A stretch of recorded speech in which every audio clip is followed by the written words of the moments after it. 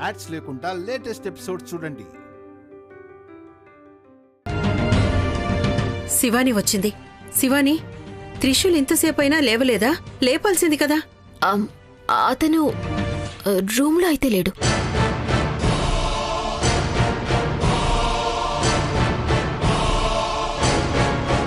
అతను రూమ్లో లేడా?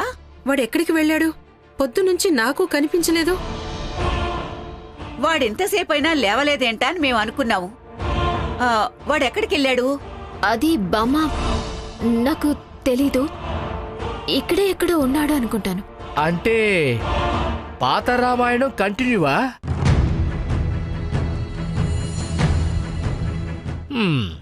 ఇక్కడితో ఈ కథ పూర్తయింది.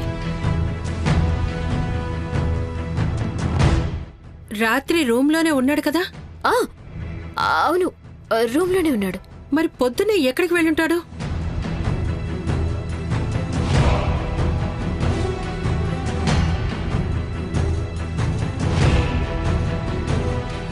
శివాని, రాత్రి ఏమైనా గొడవ?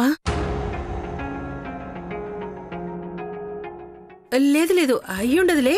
కాని భార్యాభర్తల మధ్య చిన్న గొడవలుంటాయి కదా, అవి సంసారానికి అలంకారం తెస్తాయి. అందుకే అడిగాను.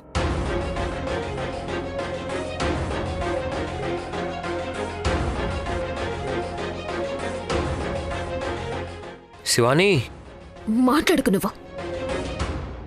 ఇక అన్ని మాటలు అయిపోయాయి.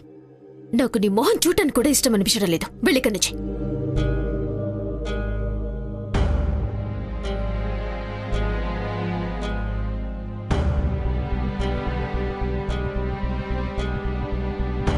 ఎందుకమ్మా శివాని ఏమీ మాట్లాడటం లేదు? ఎందుకిలా అడుగుతున్నారనా? శివాని, నువ్వేమీ అనుకోకమ్మా. నా మనవడు ఎప్పుడు అలాగే ఉంటాడు. పెళ్ళైనా కూడా వాడింకా చిన్నపిల్లాడే. శివాని, వాడైతే ఏ మాట వినడు. నువ్వైనా వాడి మీద కాస్త దృష్టి పెట్టమ్మా. అవునమ్మా, ఇప్పుడే వాడు చావు తలుపుని తట్టు వచ్చాడు. వాడి మీద కొంచెం దృష్టి పెట్టు.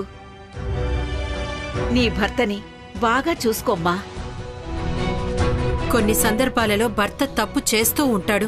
దాన్ని నువ్వే చూసుకోవాలమ్మా. వాణ్ణి 3 పూటలా ఇంట్లో కూర్చోబెట్టమని కాదు, కాని వాడు ఏం చేస్తున్నాడు, ఎక్కడికి వెళ్తున్నాడో తెలుసుకునేంత కంట్రోల్లో పెట్టుకో. ఏంటక్క అది? భర్తల మీదే దౌర్జన్యమా? అది కాదురా, మగవాళ్లకి ఎన్నో బాధలుంటాయి. వాటి మధ్య ఇల్లు, సంసారం అన్నీ మర్చిపోతారు. అప్పుడప్పుడు కొంచెం చురుకు పెడుతూ ఉండాలి. అప్పుడే ఇంటివైపు గమనం ఉంటుంది. శివాని, అర్థమైందా?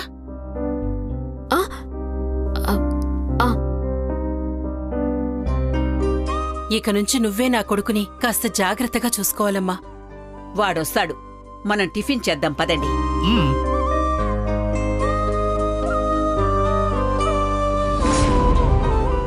దేవుడా, ఇంక నా వల్ల కావడం లేదు. ఇతను చేసే పనులకి సమాధానం ఇచ్చి ఇచ్చి చాలా అయింది నాకు.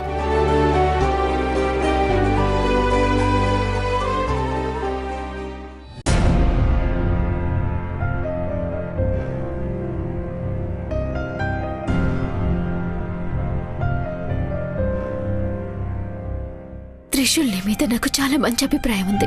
తొందరపడి తప్పులు చేసినా కూడా నీ మనసులో చెడు ఆలోచనలు లేవు అనుకున్నాను నేను. కానీ ఇప్పుడు నాకు పూర్తిగా అర్థమైంది నీ మనసు ఇంత చెడ్డదని. నాకేదైనా జరిగిందంటే అది నీ వల్లే అవ్వాలి. అదే కదా నీ ఉద్దేశం? ఇలాంటి మాటలకి నా మనసు కరగదు. అప్పట్లో నువ్వు బాధపడినప్పుడు నేను కరిగిపోయిండేదాన్ని, నీ మాటలు వినేదాన్ని. కానీ ఇప్పుడు అలా కాదు. ఇక ఇప్పుడు ఎలాంటి మాటలు లేవు. ఇక నాకిప్పుడు నీ మొహం చూడటం కూడా ఇష్టం లేదు. వెళ్ళిక్కడి నుంచి. ఇవన్నీ మర్చిపోదాం అనుకుంటే పదే పదే గుర్తుకొస్తూనే ఉన్నాయి. ఎందుకు ఎందుకు ఎక్కువైన పిచ్చి ప్రేమని తక్కువ చేసుకుంటే సెట్ అవుతుందేమో. ముందు నేను ఈ పని చేయాలి.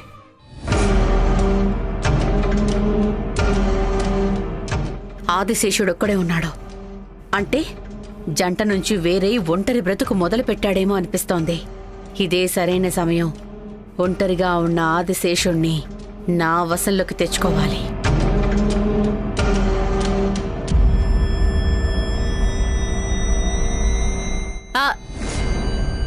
త్రిశూల్,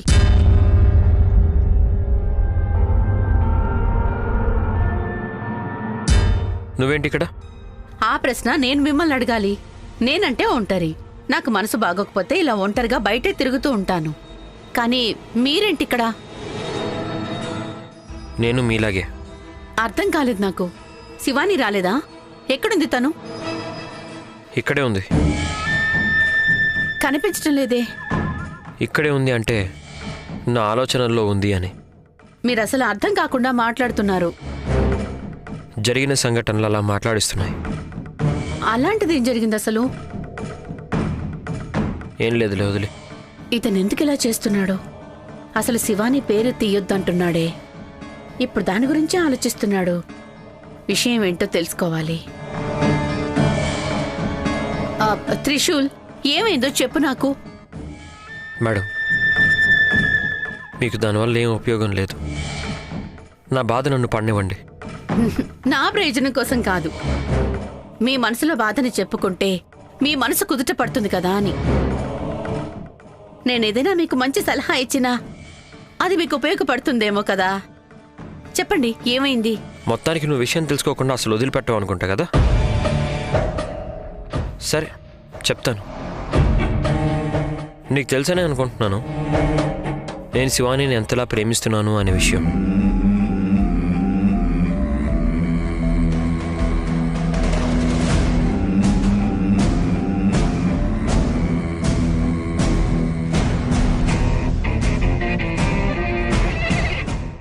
మీరు కొంచెం కొడితే నేను మాట్లాడడానికి ఈజీగా ఉంటుంది. నేను శివానిని ప్రాణం కంటే ఎక్కువగా ప్రేమిస్తున్నాను. అది మీకు కూడా బాగా తెలుసు. ఆ ప్రేమ రోజు రోజుకి ఎక్కువ అవుతూనే ఉంది. కొంచెం కూడా తగ్గట్లేదు. భార్యాభర్తల మధ్య ప్రేమ ఎక్కువైతే సమస్య ఏంటి అని ఆలోచిస్తున్నారా? ప్రేమ అనేది ఇద్దరి మనసుల మధ్య ఉండాలి. అప్పుడే బాగుంటుంది. అంటే నాది శివానిది విషయం గురించి. నేను శివానిని ప్రేమించినంతగా శివాని నన్నేం ప్రేమించట్లేదు. నాకు శివానికి సెట్ అవదేమో అనిపిస్తోంది.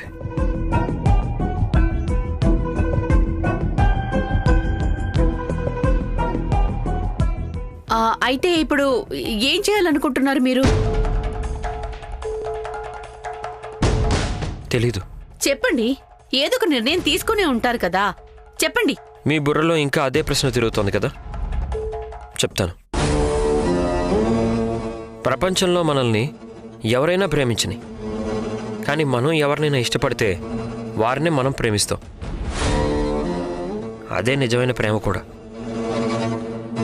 నేను ఈ రోజు నుంచి అదే చేద్దామని డిసైడ్ అయ్యాను. అంటే మళ్ళీ ప్రశ్న. చూడండి, శివాని నన్ను ప్రేమించకపోయినా పర్వాలేదు. నేను మాత్రం తననే ప్రేమిస్తాను. తనతోనే బతుకుతాను.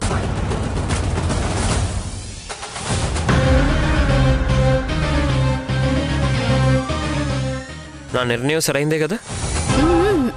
నేను శివాని అప్పటికి మేడ్ ఫర్ ఈచ్ అదర్.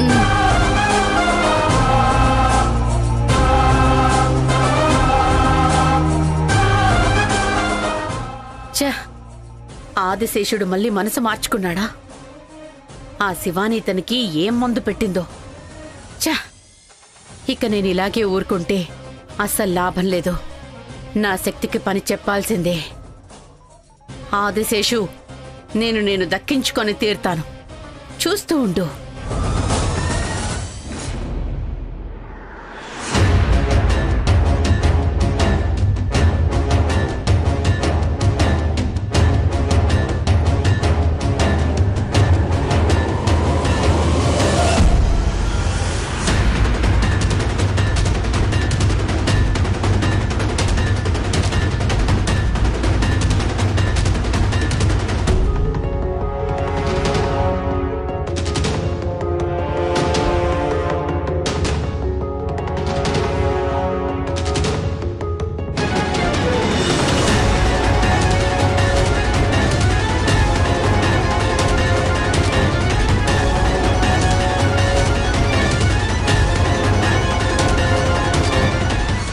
లేదు లేదు, వాళ్ళిద్దరినీ నేను ఒకటి కానివ్వను. ఆదిశేషుడు నావాడు, నాకు దక్కాల్సినవాడు. నేను శివాని కంటే ఎక్కువగా ప్రేమించాను, ఎక్కువగా ఇష్టపడ్డాను. నేను నా మోహంతో తనని బంధించాలనుకున్నాను. నేను నీలో ప్రేమను పుట్టించాలని ప్రయత్నించాను. కానీ నువ్వు దేనికి లొంగలేదు. అసలు ఆ శివానికి నా దగ్గర కంటే ఏం ఎక్కువ ఉంది? సౌందర్యవా లేక ప్రేమ? ఏంటి ఏంటి ఆదిశేషు, ఏంటి? మీ ఇద్దరి మధ్య ద్వేష బీజం నాటి కలహాలు పెరిగేలా చేశాను. అయినా నువ్వు అదే కావాలని నాతో అంటున్నావు. అది నిన్ను ప్రేమించట్లేదు అని చెప్పింది కదా, అయినా నువ్వు దాన్నే ప్రేమిస్తానంటున్నావు. ఎందుకు ఎందుకు? శివానికి ఆదిశేషు ఎవరన్నది తెలియదు, అయినా ఆమె అతన్ని ఎలా ఆకర్షిస్తోంది? 23 సంవత్సరాల నుంచి ఆమె కేవలం కలల్లోనే బ్రతుకుతోంది. ఇక ముందు కూడా తను కేవలం కలల్లోనే బ్రతకాలి. ఎట్టి పరిస్థితుల్లో వాళ్ళిద్దరినీ నేను కలవనివ్వను. ఆదిశేషుకి శివాని మీద ఉన్న ప్రేమని పోగొట్టి కోపం ద్వేషం కలిగేలా చేస్తాను. నేను ఈ భూమి మీదకొచ్చింది ఆదిశేషు వెంట పడుతున్నది శివానికి తెలియక ముందే నేను నా పనిని పూర్తి చేయాల్సి ఉంటుంది. ఆదిశేషుని వీలైనంత తొందరగా దక్కించుకొని నాగలోక మహారాణి నవ్వాలి, మహారాణి నవ్వాలి.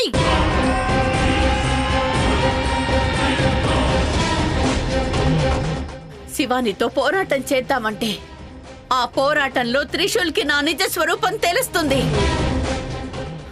నాకెంత శక్తి ఉన్నా ప్రయోజనం లేకుండా పోయింది. నాకు ఎన్ని శక్తులున్నా లాభం లేదు. కానీ నేనిప్పుడు ఏం చెయ్యాలి? వేరే వాళ్ళ సహాయం అడిగితే? అవును, నాలాంటి శక్తివంతుల్ని సహాయం అడిగితే శివానీని నాశనం చేసేయొచ్చు. కానీ ఎవరు వారు? ఎక్కడున్నారు? ఎక్కడున్నారు?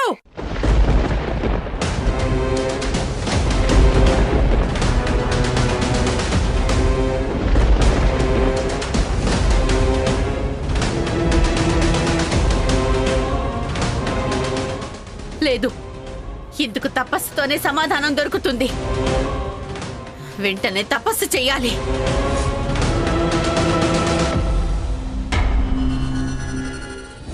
లేదమ్మగారు, వాడిక్కడికి రాలేదు. వాడి బుద్ధి మీకు తెలుసు కదా, ఇక్కడెక్కడో ఉంటాడు. ఇక్కడికి వస్తే బుద్ధి చెప్పి పంపిస్తాను. సరే. ఎవరండి ఫోన్లో? అమ్మగారు ఫోన్ చేశారే, ఉదయం నుంచి త్రిశూల్ కనిపించట్లేదంట. అంటే వాడు రాత్రి ఇంటికి వెళ్ళలేదా? రాత్రా? అంటే రాత్రి ఎక్కడున్నాడు వాడు? రాత్రి వచ్చాడు. మీకు చెప్తే భ్రమంటారని బయటికి వెళ్లి చూస్తే వాడు అక్కడే ఉన్నాడు. అడిగితే మీరు గుర్తొచ్చారు, అందుకే వచ్చాను అన్నాడు. ఆ టైంలోనా? నాకెందుకో వాళ్ళిద్దరి సంసారం ఇంకా మొదలవ్వలేదనిపిస్తోంది. ఆ బాధే నాకు చెప్పుకోవడానికి ఇక్కడికి వచ్చాడనుకుంటాను. మధు, అనవసరంగా ఏదేదో ఊహించుకుని మాట్లాడద్దు. సంసారం మొదలవలేదని వాడు చెప్పలేదు కదా, నమ్మకం లేదా నీకు? నమ్మకం ఉందండి, అందుకే వాడు అబద్ధం చెప్తున్నాడని నాకు అనిపిస్తోంది. అంటే? వాడికి బాధ కలిగినా పర్వాలేదు, మనం బాధపడకూడదు అని వాడు అబద్ధం చెప్తాడు. వాడి సంసారం బాగుండుంటే వాడు ఆ టైంలో వస్తాడా? వాడిని సమస్యలు వేధిస్తున్నాయి. వేధిస్తోంది వాడికి కాదు, నీకు. అనవసరమైనవి ఆలోచించి బుర్ర పాడు చేసుకోకు. ఆలోచిస్తున్నందుకు ఎవరైనా డబ్బులిచ్చుంటే పెద్ద శ్రీమంతురాలు అయ్యేదానివి నువ్వు. ఊరుకోండి, మీరొకరు, నా బాధ నాది. కొడుకు కాపురం గురించి బాధపడుతుంటే మీకు తమాషాగా ఉందా? ఏదో ఒకటి చేసుకోండి. హే మధు, ఏ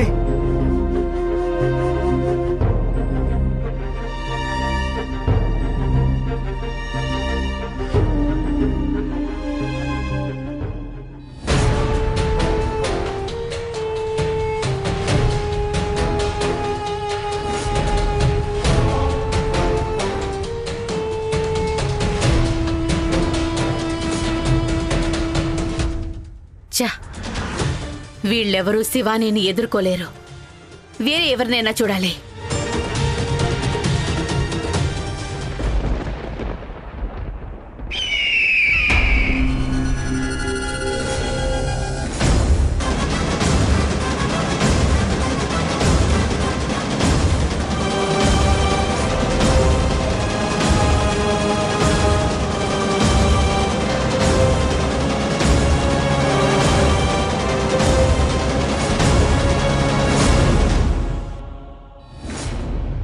ఇతనే సరైనోడు.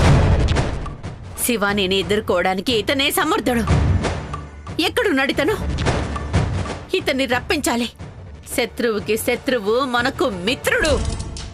శివాని, నిన్నెదుర్కోవడానికి ఇతడే సరైనోడు.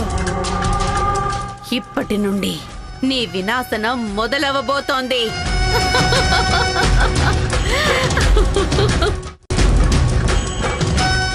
శివాని, నీ శత్రువుని రప్పించే పనిని నేనిప్పుడే మొదలు పెడతాను. కాలగర్భంలో ఉన్న త్రయంబకుడు ఇక్కడికొచ్చి తీరుతాడు. నీ వినాశనం అతడి వల్లే.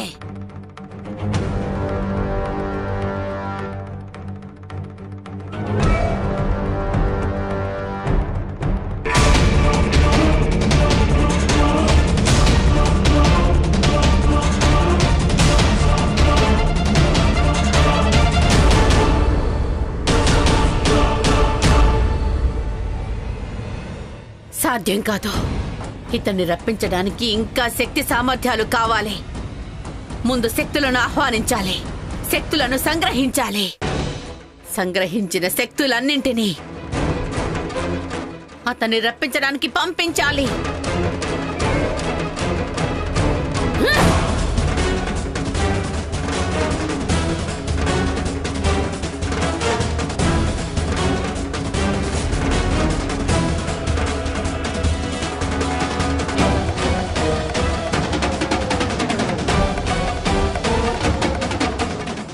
నాకిది ఎంత కష్టమైనా సరే నేనతన్ని ఎలాగైనా రప్పించి తీరుతాను.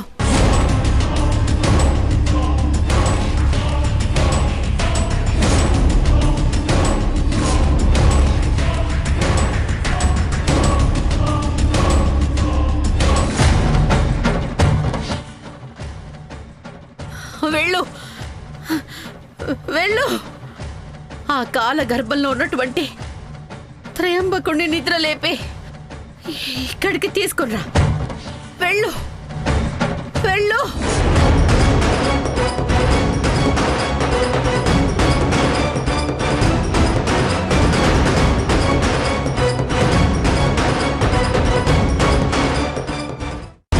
మాయా,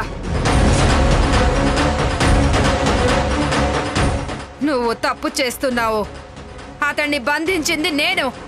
నాకు విరుద్ధంగా నడుచుకోవద్దు. నాకతడు ముఖ్యం. నేను నీ మనవడికి ఎలా సహాయం చేశానో అలాగే నువ్వు కూడా నాకు సహాయం చెయ్యాలి. నన్ను ఆపొద్దు. లేదు, నాకు ఈ పని ఇష్టం లేదు. నేను నీ శక్తిని అడ్డుకుంటాను.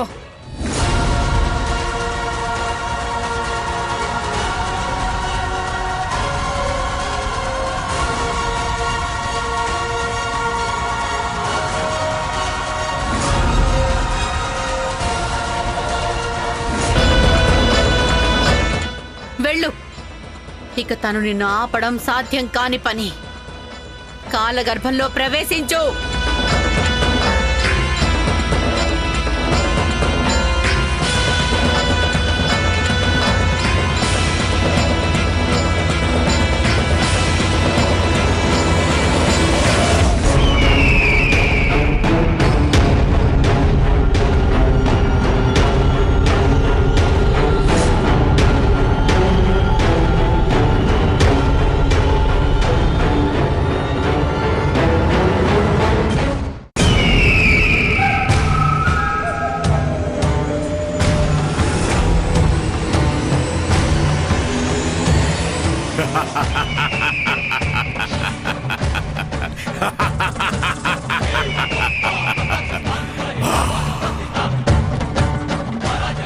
ఈ త్రయంబకుడు ఇన్ని రోజులు ఈ కాలగర్భంలో ఉన్నాడా? ఆ మహామాయి మళ్ళీ నన్ను ఇదే స్థలంలో బంధించిద్దా?